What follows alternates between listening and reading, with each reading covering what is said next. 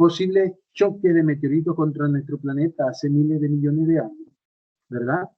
Iones que quizás todas las reacciones de volcanes, terremotos pudieron haber liberado, etc. Y esto hace entonces que la atmósfera en esta parte se caliente, para de nuevo ir de mayor a menor cuando llegamos a la exósfera. Y la exósfera entonces es la capa más externa, es donde ya tenemos satélites, etcétera, ¿no? Así que este comportamiento también hace ver nuestra atmósfera como un recipiente. Por ejemplo, donde nada se sale.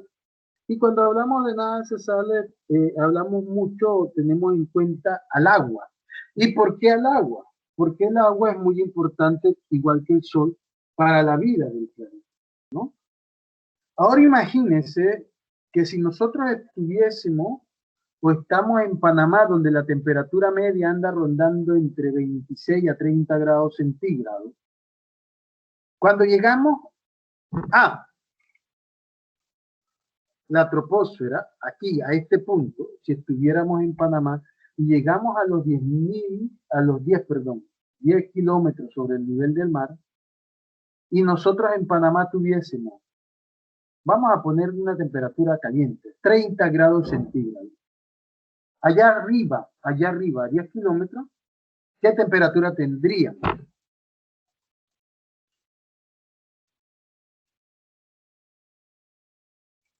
Diana Rodríguez se encuentra, señorita Diana. Sí, profe, diga. Diana, buenos días. Buenos ¿Qué días. temperatura tendríamos 10 kilómetros arriba de nuestro país si la temperatura media del país ahorita mismo fuera 30 grados centígrados?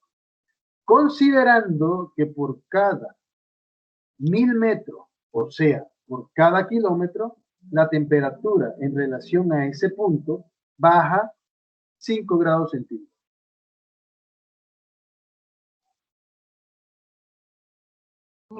Bueno, profe, como menos 20 grados por ahí. Es correcto, Diana. Menos 20 grados centígrados, ¿no? Esa es la temperatura. Recuerden que a partir de esta semana, cada vez que vayan a responder o hacer algo, o más que nada, porque si no, entonces no me cooperan con la participación. Cuando yo pregunto, ustedes activan su cámara, ¿ok? Ahorita, Diana, bueno, ya pasamos, ya, así que menos 20 grados centígrados. Yo le pregunto, ¿qué pasaría con cualquier partícula en suspensión a esa altura? Dentro de esas partículas, digamos, algo de vapor de agua, iones de óxido de nitrógeno, etcétera. ¿Qué usted cree que pasaría a 10.000 kilómetros? Digo, a 10 kilómetros.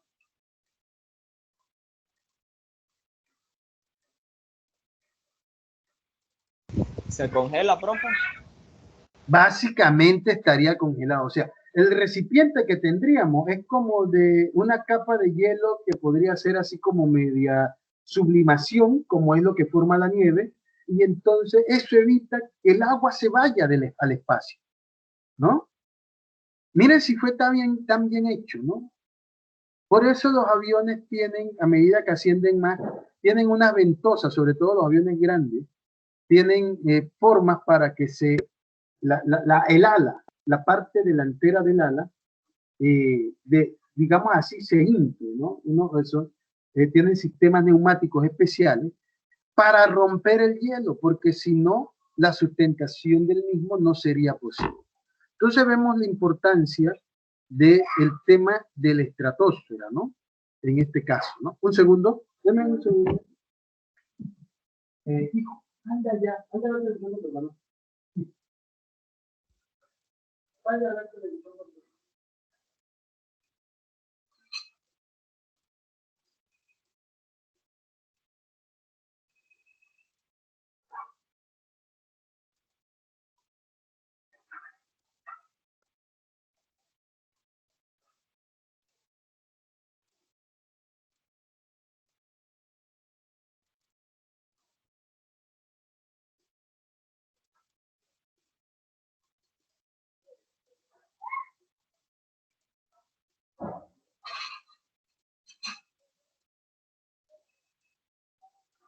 Ok.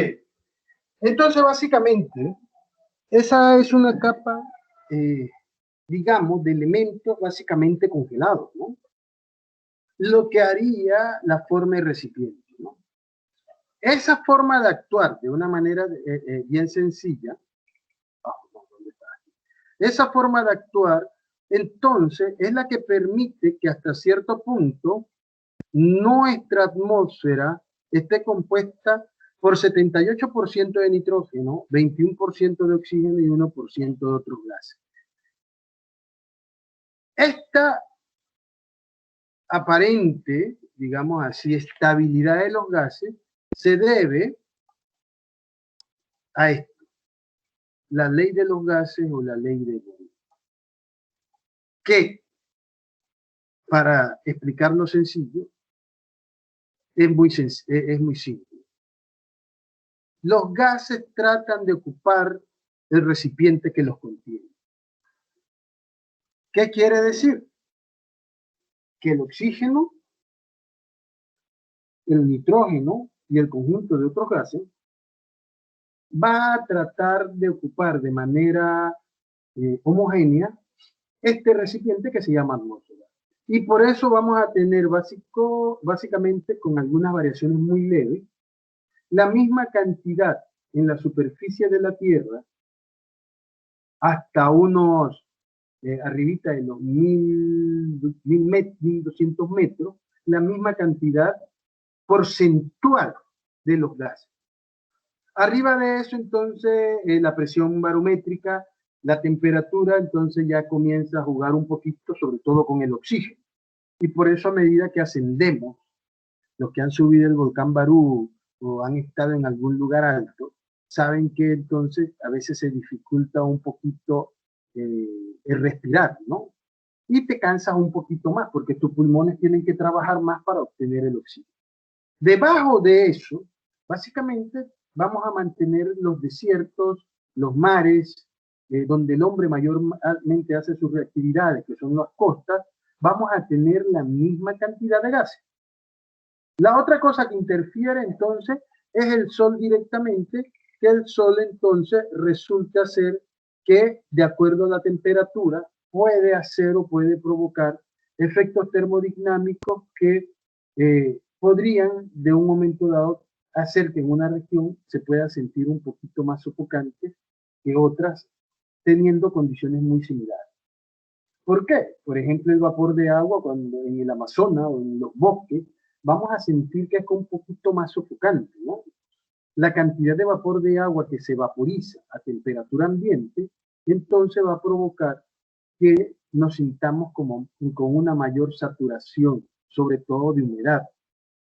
Y esto, si la gente no está en condiciones, puede provocar diferentes afecciones respiratorias.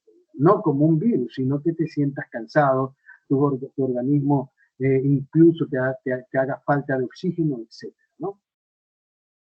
Esto también es determinante, esto fue descubierto por el señor Leslie Holdridge.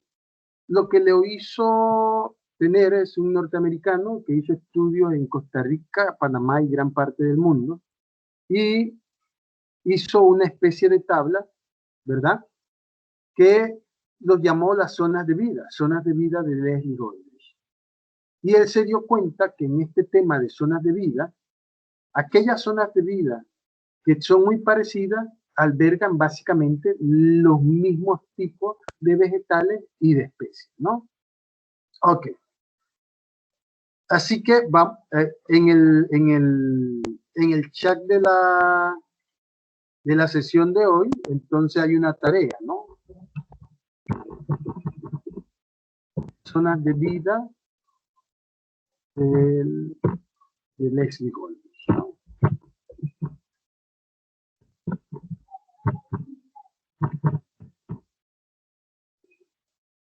Ahí en el chat aparece la asignación, tienen que investigar.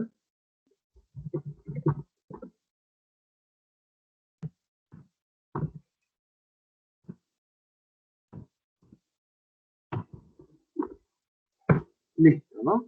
Investigar sobre las zonas de vida de Leslie Holdridge. Ok, seguimos. Entonces, ya una vez tenemos más o menos cómo se comporta la atmósfera, cuáles son los componentes de nuestro planeta. Seguimos con, déjenme compartir ahora.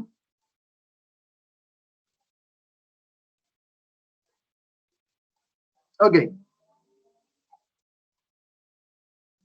A ver, no habíamos, ya, bueno, esta es la que acabamos de ver. Entonces, seguimos. Niveles tróficos. Los niveles tróficos es un tema bien sencillo, ustedes lo conocen muy bien. Sin embargo, siempre que doy este curso, al menos presencial, lo que me he dado cuenta es que para ustedes, los niveles tróficos, que es lo mismo que decir, por ejemplo, cadena alimenticia o cadena energética. Básicamente me empiezan en este punto esa cadena, en los factores bióticos. En el estudio ecológico, quizás se acerca mucho más a lo que los antiguos sabían y conocían sobre cómo se da la vida en el planeta. ¿A qué me refiero con eso que lo que sabían, lo que conocían, ¿no? Si ustedes ven las diferentes civilizaciones aquí en el Amerindia, ¿no? Porque si nos vamos a Asia, nos vamos a Europa del Este, nos vamos a dar cuenta que es lo mismo, ¿no? Las civilizaciones antiguas siempre tenían al sol como un dios de vida, ¿no? Así que el sol siempre ha tenido esa connotación media divina. Sin embargo, nosotros con el tiempo, nuestras sociedades, nuestras religiones, se quisieron apartar un poco de esto, ¿no? Y yo lo veo que hubiera sido muy sencillo decir Dios creó al sol. Ya ahí se acabó todo, ¿no? Sin embargo, esta connotación de que el sol fuera un dios, entonces quisieron arrancarla de raíz. Y esto no lo llevamos incluso a nuestros días, donde aquellas cosas que no entendemos o el por qué, le damos otro origen, ¿no? Pero si Dios separó las penumbras de la luz, entonces ahí se infiere rápidamente que Él creó la luz, ¿no? O apartó las penumbras con la luz. Entonces depende del significado y la connotación. Entonces era más fácil eliminarlo que decir eso, ¿no? Y para mí hubiera sido más comprensible decirle a la gente, oye, Dios creó el sol, ¿no? Y ya entonces se entendía, ¿no? Sin embargo, las religiones antiguas, porque estas civilizaciones incluso sacrificaban vidas por el sol, ¿no? Sabían perfectamente que sin el sol no habría vida, ¿no? Así que en este curso todo inicia con el sol, ¿no? Todo inicia con el sol. Y no voy a decir que el sol es un dios, no.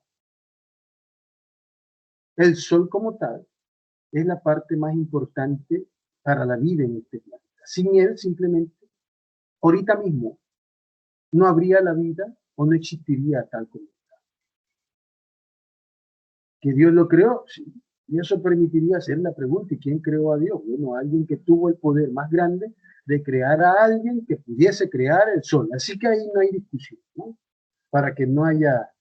Este sol mantiene una agradable temperatura en el planeta. Porque 15 a 16 grados centígrados promedio no es malo, ¿no? Obviamente en algunos lugares va a ser más frío, otros va a ser más cálido. Pero esta temperatura es la que ha permitido a través del tiempo, ¿qué cosa? Que la vida se sostenga. Por lo tanto, el sol en este curso también va a ser conocido como la fuerza motriz del planeta. Es la fuerza que de alguna u otra manera nosotros podemos absorber indirectamente de vegetales o de animales que se alimentan de vegetales, ¿no? Y a esto se refieren los niveles tróficos. Y la primera parte de los niveles tróficos entonces sería cómo sostener la vida. Porque si yo digo que son los vegetales, y los vegetales ¿de qué se alimentan? Se alimentan de suelo, de agua, minerales. Entonces la vida no inicia en los vegetales como tal. La vida es sostenida por los factores abióticos y el principal factor abiótico es el sol. Y este sol es muy importante. Okay.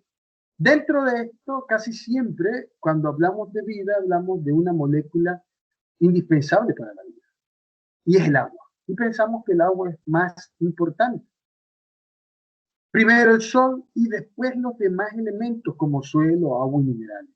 Porque si no hubiera suelo que contiene minerales o no hubiera suelo que sirviera de sostén a las plantas, ¿habría vida como la conocemos? Tampoco habría vida como la conocemos. Así que es muy importante. Y dentro del agua, entonces podemos tener dos principios básicos que voy a dictar, que ya lo hemos mencionado, pero estoy seguro que no los copian.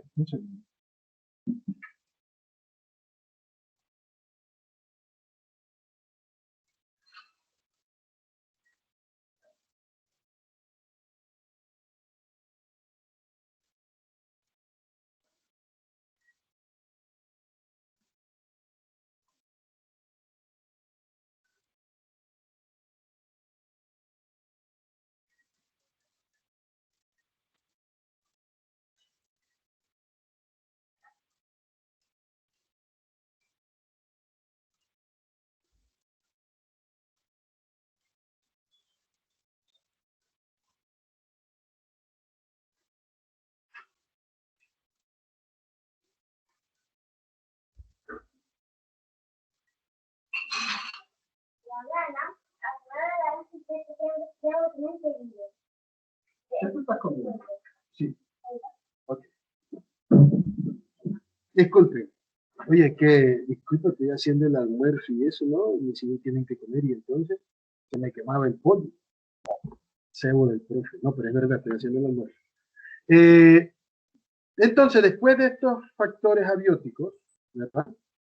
Entramos en el tema de lo que ellos producen. Ellos producen la vida.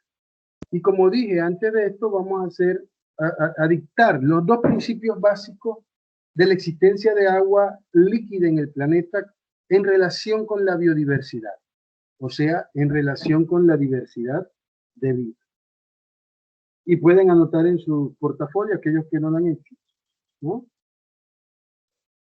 El principio número 1 dice, a mayor cantidad de vida, perdón, a mayor cantidad de agua líquida, a mayor cantidad de agua líquida, como los polos, perdón, como en el trópico, oye, me enredé yo, a mayor cantidad de agua líquida, como en las zonas del trópico, mayor biodiversidad. 2.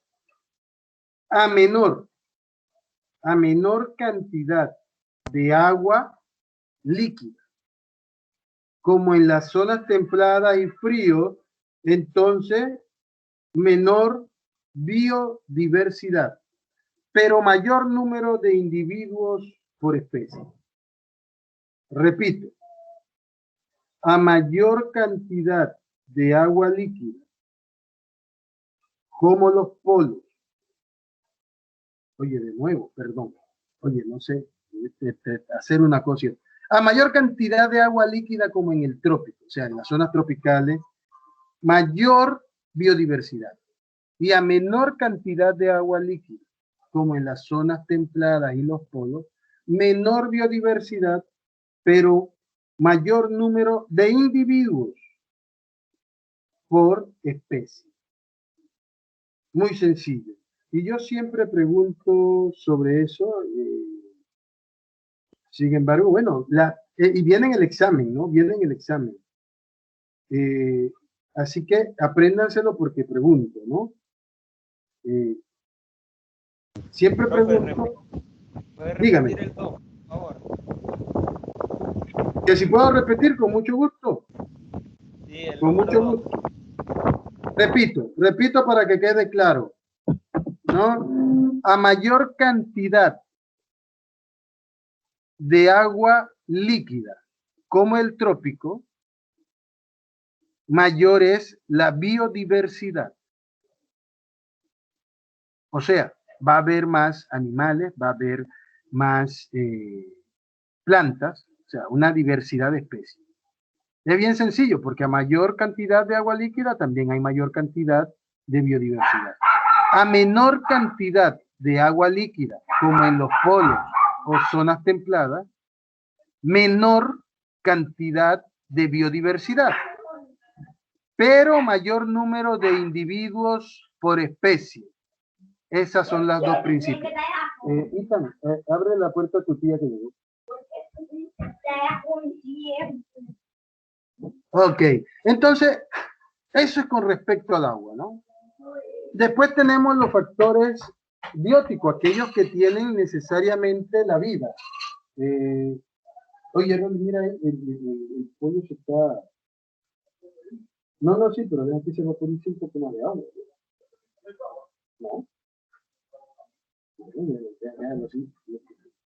Ok, entonces, dentro de los factores bióticos, que son los que tienen vida, entonces vamos a tener un conjunto o una estratificación, ¿no? De estos factores bióticos vienen los organismos productores, también conocidos como autótrofos. Son los únicos en este planeta que no necesitan de más nadie. Ellas son las plantas o fitoplancton.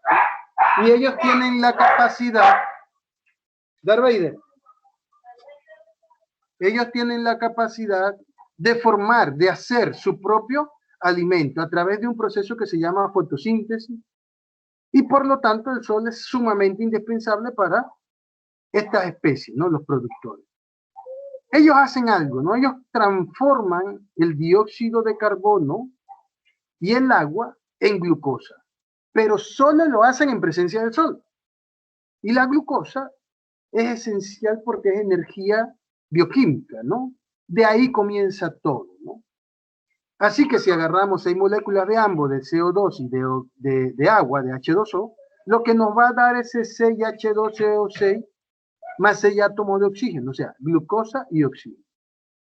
De hecho, dentro de este proceso de fotosíntesis no solo nos alimentan, sino que también purifican el aire y hacen que la temperatura también sea más agradable. Hay dos elementos, dos compuestos que son termorreguladores de la temperatura del planeta: el dióxido de carbono y el agua, ¿no? Yo pregunté hace unas clases, me parece que yo sí pregunté en este salón, ¿no? ¿A qué temperatura? Un segundo. ¿A qué temperatura? Vamos a ver, yo voy a llamar a alguien. Recuerden. Mi amiga Alison Araúz. Señorita Alison Araúz, buenas tardes. ¿Se encuentra con nosotros? Recuerden que deben encender sus cámaras. Señorita Alison. Uy, Alison no está. Ok. Doctor Ángel Juárez, ¿se encuentra? Ángel Juárez. Sí, profesor, aquí estoy. Don Ángel, eso, sí, puede encender la cámara, ¿no? Don Ángel, ¿a qué temperatura se vaporiza el agua? A 100 grados centígrados. ¿Okay? A 100 grados centígrados se vaporiza el agua. ¿Alguien tiene una idea diferente?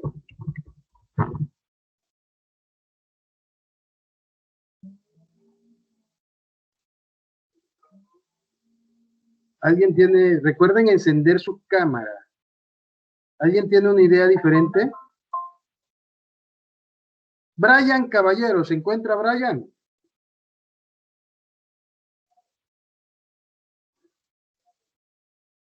No se encuentra. Sí, profe. Sí. Sí. Don Brian, puede encender la cámara. La pregunta es la misma. No, profe, Ok. yo tengo entendido que según la presión, ¿no? De eso depende. Sí, depende, ¿no? Pero no tanto, depende de muchos factores, pero sí hay un número que podemos decir, ¿no? Ese número es 100 grados centígrados, ¿usted qué piensa? Yo pienso igual también. Piensa igual, se vaporiza el agua. Yo les digo que no, el agua se vaporiza a temperatura ambiente, después de 5 grados centígrados, porque de 5 grados para abajo, oye, ese es un nuevo término del profe. 5 grados o menos, ya empieza un proceso de congelación, ¿no?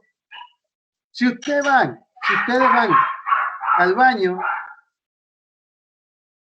hola, Niti, yo diría que pongan al perro, sí, si no, no puedo. Si ustedes van al baño, se lavan las manos y simplemente te dejan las manos mojadas, ¿qué va a pasar, señorita, no, señor Edgardo Arce? Sin secárselas con una toalla, ¿qué va a pasar quizá, cuidado antes del minuto? Don Arce, ¿se encuentra? Sí, profe, pero ¿cómo dijo? No escuché. Ay, cójalo. Que yo preguntaba a don Arce, si usted se lava las manos, va al baño, va al fregador, se moja las manos y no usa toalla ni nada, simplemente se sienta con las manos ahí, ¿qué le pasa a las manos suyas? ¿Siguen mojadas por séculos seculorum? O sea, ¿para siempre? ¿O se secan? No, profe, después de un rato se secan. En un rato se secan, ¿no? Ok, aquí diferencio dos conceptos. No se preocupen lo que pregunté primero, siempre pasa. No recuerdo ahorita una vez que yo haya preguntado esto y me lo hayan dicho enseguida, ¿no? Yo pregunté por vaporizar el agua. El otro término es ebullición del agua. ¿A qué temperatura ebulle el agua? Y bien lo dijo Brian Futter, que dijo que dependía de la presión y eso, ¿no? El agua sí ebulle a 100 grados centígrados a nivel del mar, pero a medida que ascendemos a través de la atmósfera, don José, buen día, a medida que ascendemos, por cada 1000 metros, así como baja la temperatura, también desciende el grado o, digamos así, el número en el cual el agua ebulle. Y los primeros topógrafos, yo creo que les conté esto, utilizaban una olla, agua, hacían una hoguera y un termómetro. Y si el termómetro decía, por ejemplo, 85 grados centígrados al momento de ebullición, eso significaba que habían perdido 15 grados centígrados. Y ya que cada 1000 metros la temperatura de ebullición y la temperatura del ambiente disminuyen en 5 grados, entonces teníamos 15 grados entre 5 da 3. Por lo tanto, estaban a 3000 metros de altitud.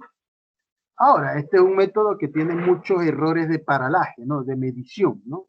Pero eran lo que utilizaban para tener o considerar la temperatura, perdón, considerar la altitud del punto donde estaba, ¿no?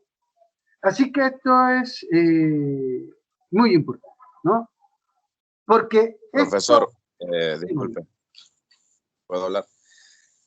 Sí, claro que sí, Ángel. Es que ahorita que dije lo de los 100 grados centígrados me quedé como tipo dudoso, porque me parece que una vez me hablaron de eso y es justo lo que usted dijo, que se evapora medio ambiente porque cómo hacen los que viven en lugares más fríos para secar la ropa, y es que una vez me hablaron de eso.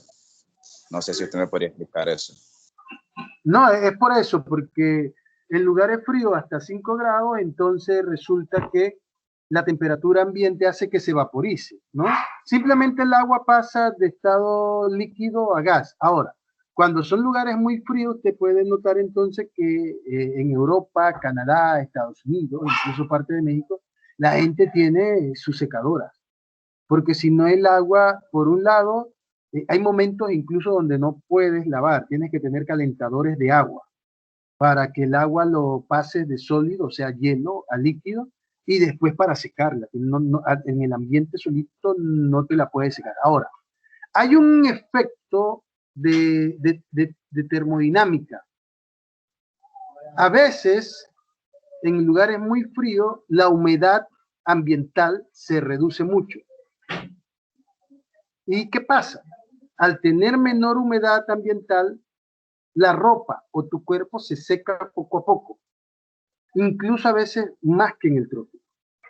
Por ejemplo, hay personas, en Boquete a veces hay mucha humedad, pero en Boquete también puede existir variación de la humedad relativa, la humedad en el ambiente. cuando hay demasiado viento, existe normalmente, tiende a que la humedad baje, cuando hay mucho viento, mucha brisa. Y usted se va a dar cuenta que en ese interín hay personas que van a boquete o van a cerro punti y los labios se les rompen. ¿A alguno le ha pasado esto? Que los labios se les resecan. Ay, a mí sí, profe, cada vez que voy por allá. Bueno, entonces quiere decir que ahí, o cuando ha existido, ahora, hay una cosa, el cuerpo se adapta, ¿no? Pero si vamos eventualmente y tenemos esa situación que hay algo de brisa, entonces hay menos humedad. Hay un proceso que yo creo que ustedes se acuerdan, ósmosis, ¿se acuerdan de ese proceso? Entonces tu cuerpo lo que hace en vez de retener humedad es que comparte la humedad con el ambiente. Ahora, nunca vas a llegar tú como un individuo a equilibrar eso. Así que lo que va a pasar es que los labios se te resecan y se te rajan, se te rompen, ¿no? A mí también me pasa, ¿no? Yo a veces voy a boquete y no pasa nada. Pero cuando hay mucho viento, hay algo, bueno, cuando hay viento o brisa, resulta que yo ya cada vez que voy a boquete llevo el listito para ponerme porque se me rompen los labios debido a esto, ¿no? La humedad o la falta de humedad en el ambiente la puedes tomar o puede tener varios efectos, ¿no? En lugares como en Panamá, puede representarte como, digamos, una ruptura en las fosas nasales. Hay gente que se le rompen las narices, ruptura de labios, ¿no? En lugares donde entonces hay mucho calor, además de eso, como los desiertos, o lugares como Israel, me imagino Dubái, no he estado allá, en Israel sí estuve. Yo en Israel llegué el primer día, el segundo día había un hebreo, que era uno de los que nos guiaba en la estadía allá, un especialista en hidráulica. Fue a tomar un seminario de hidráulica bajo presión, agua bajo presión, y entonces me le acerqué, recuerdo el nombre de él, Eli Ben Simón, y le pedí dónde podía adquirir o si me podía decir dónde podía conseguir acetaminofén, ¿no? Y él se me quedó mirando así y me pregunta, ¿de dónde eres? No, ya le dije que era de Panamá. Dice, no, si en Panamá ustedes son como peces. Esa fue la traducción del inglés machucado mío, ¿no? Yo le entendí claro. Y si ustedes tienen allá arriba de 85% de humedad casi siempre.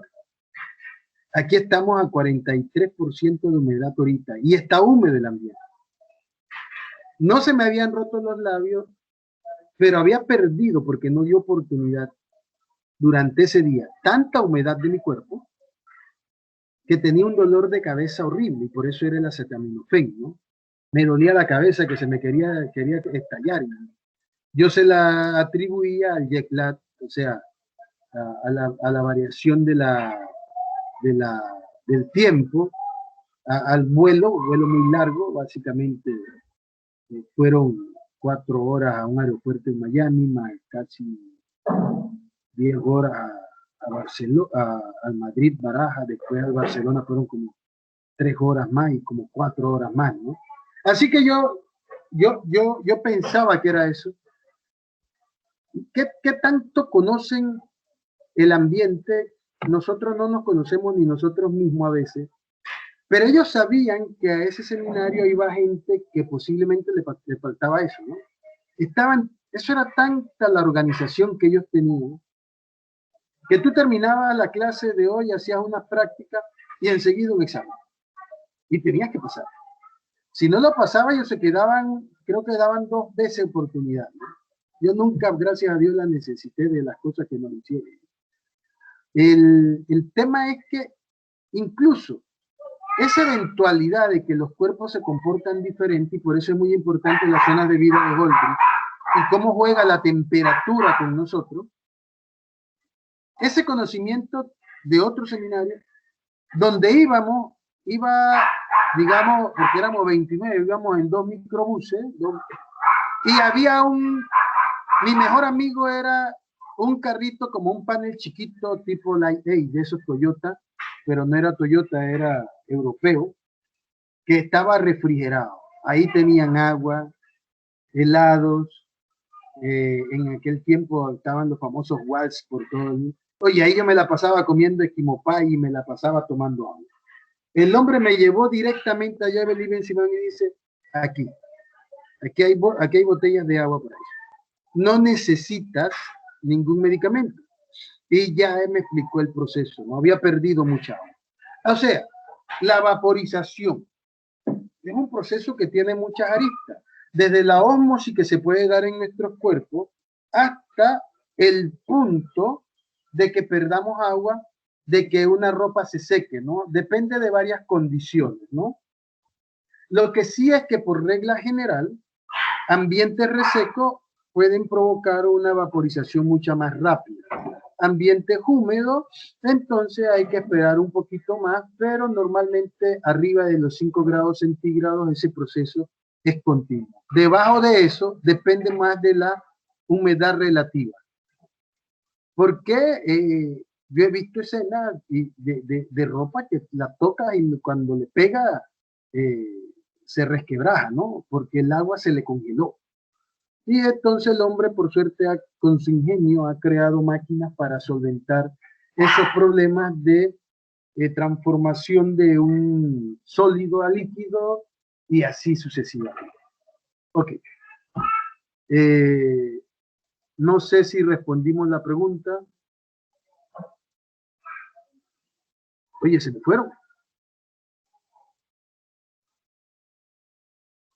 Bueno, entonces estábamos aquí, los productores autótrofos, los únicos organismos que realmente producen su alimento y producen sobre todo glucosa, que es esencial para, que es azúcar, y el azúcar básicamente, ¿qué es? Energía, ¿no? Después tenemos los consumidores primarios, los herbívoros, ¿no? Todo lo que tienen que se alimentan, ¿de quién? De hierbas, se alimentan, no la fuman ni hacen nada, se alimentan de hierbas, de plantas, etc. Después los secundarios, que son carnívoros que se alimentan de consumidores primarios, o sea, de herbívoros. Y hay alguna clasificación que pone unos terciarios y dice carnívoros que se comen a carnívoros. Pero realmente estos carnívoros no se comen otros carnívoros. Digo, perdón, también se comen otros carnívoros si hay falta de alimento. Así que yo quito esto porque un león, un chita, pueden atacarse entre sí si no hay alimento. Una hiena puede atacar a otro si no hay alimento. Y una de las cosas interesantes es que nosotros, por ejemplo, con la hiena, pensamos que es un animal carroñero. Pero los últimos estudios han demostrado que las hienas consumen carroña por un tema de oportunismo, de las oportunidades que existe esa carroña. De no ser así, la hiena caza más del 60% de su alimento. Es un depredador. Después vienen los consumidores terciarios, porque quitamos eso de carnívoros que se comen carnívoros. Eso es para mí totalmente, no hay esa diferenciación, depende de muchas cosas. Y ahí están, digamos, los carroñeros, ¿no? Los que siguen. Y después los descomponedores y desintegradores, que son los hongos, bacterias y actinomycetos, ¿no? Los carroñeros se comen la carne, parte del cuero, órganos, etc. Pero hay cosas que a ellos no se comen. Algunos órganos quizás, algunos órganos biliares, por el tema del sabor, cueros o cascos más duros, huesos muy duros. Ahí intervienen los hongos, las bacterias, actinomycetos. Estos son esenciales ¿para qué? Para reducir eso a humus, descomponerlo a tal punto de que entonces el humus pueda ser reintegrado al suelo. Esto es muy importante. Todos estos dos últimos, desde los carroñeros, hongos y bacterias, son importantes. Si no, nuestros ecosistemas tendrían un olor muy nauseabundo, a podredumbre, un olor como a huevo podrido, ¿no? Pero gracias a que existen ellos, consumen todo eso. Imagínense, se muere un perro y si nadie lo entierra, ese perro por 5 días, 6 días, hasta 200 metros a la redonda, ese olor es horrible, ¿no? Un caballo más grande, ¿no? Una vaca, ¿no? Pero hay animales especialistas en qué? En resolver ese problema, que también es un problema de salud. Esos son los carroñeros y los descomponentes. Ok. Dicho eso, vamos a concluir acá. Vamos a concluir, porque ya me tengo otro curso, creo que me pasé unos minutos. Así que nos vemos el miércoles, Dios primero. Saludos a todos, yo espero que hayan respondido la asistencia. Así que, por favor, la asistencia, recuérdense siempre de revisar el chat de la reunión, ¿no? Voy a dar unos segundos para aquellos que no han... Porque yo creo que ya todos, sí, ya todos respondieron. Okay. Saludos, nos vemos el miércoles.